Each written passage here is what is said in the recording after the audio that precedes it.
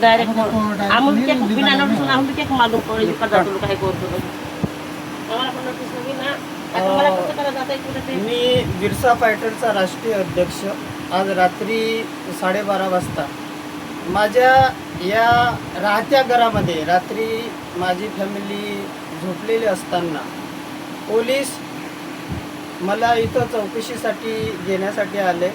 मागच्या दरवाजातनं एक दारू प्यायलेला पोलीस मागच्या दरवाजातनं आमच्या परवानगीशिवाय आत शिरला आणि जेव्हा हा दारू प्यायलेला पोलीस लक्षात आला आम्हाला तेव्हा आम्ही इथं जे संबंधित जो कोण PI आलेला आहे त्याला लक्षात आणून दिलं. इथल्या पोलिसांना आम्ही लक्षात आणून दिलं. तेव्हा त्या दारू प्यायलेल्या पोलिसाला यांनी बाहेर काढलं. आज मला कुठल्याही प्रकारची नोटीस न बजावता हे जे पोलीस आहे दबाव टाकून मला इथून नेण्याचा प्रयत्न करत आहेत.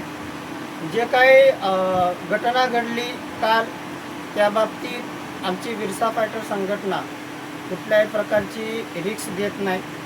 परंतु आज हे जे पोलीस आहेत हे पूर्वनियोजित कट रचून मला कुठेतरी गुन्ह्यात अडकवण्यासाठी रात्री बेरात्री मला व माझ्या फॅमिलीला इथं त्रास देण्यासाठी आलेले आहेत.